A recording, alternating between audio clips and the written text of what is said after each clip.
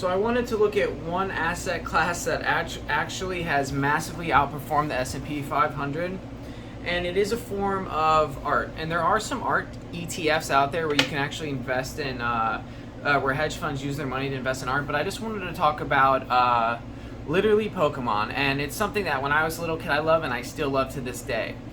And if you look back to the S&P 500, well, Pokemon's on its 25th year anniversary. But if we just look back to 2000 of the S&P 500, it was at 151 for the index per share for the SPY. Now it's at 433 today.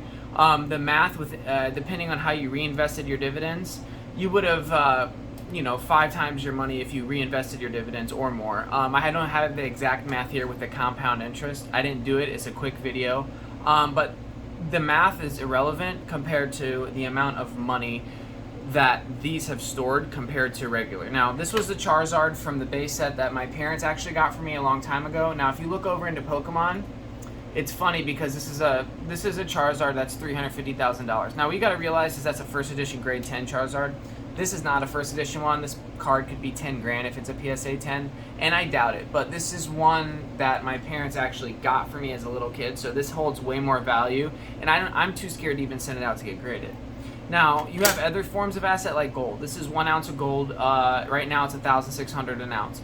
Gold will hold its intrinsic value through inflation, but gold's been expensive for a long time. I mean, $400 or $500 an ounce back in, if I can look at gold really quick and find the ounceage, but we'll come back to gold in a second compared to if you had bought something like this, okay? So this is a mint condition, first edition Neo Genesis pack. Now, there is a small percentage chance that, and you can look at the percentages here on the computer, it might be hard to see because of director's mode.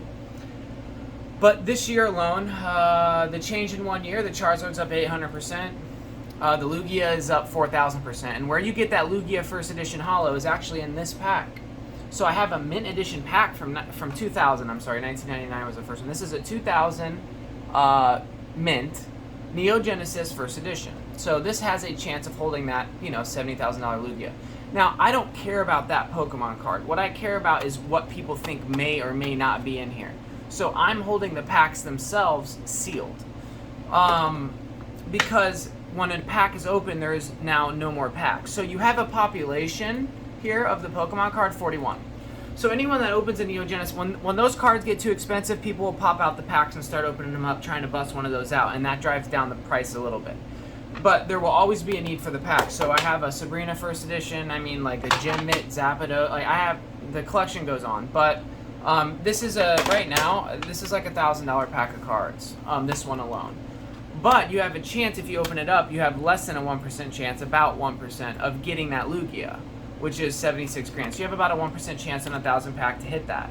Now, you would need it to get graded a 10, but that's why this is a mint condition pack, because the pack has been preserved since 2000 in mint condition. So that's the whole reason I buy the packs. I don't buy a lot of them. I sold some of my cards to buy packs, actually. So these were on the house from old collection. Like, my Charizard's my baby, and if it could be a good amount of money, but that's something that means a lot to me for, it's a sentimental value, if you will. But you can look at any of these cards from a lot of different sets, like in general, 188%, 300%. This is a year change. That's an insanely yearly growth. So, where will these be on the 50th year anniversary? There's a finite, it's just like Bitcoin, think about it. There's a finite amount. They have the set, they printed them, it's another store of value. And the cards are collectibles, and people are starting to age out and buy them. So I just wanted to look at the Pokemon performing asset. Now, these packs were $2. $2 back in 2000. Or $1.98, even cheaper. So, from $1 to 1,000, or $1 to 350 grand if you hit a Charizard First Edition from the base set. But, still a great buy. And it's a great performing asset class.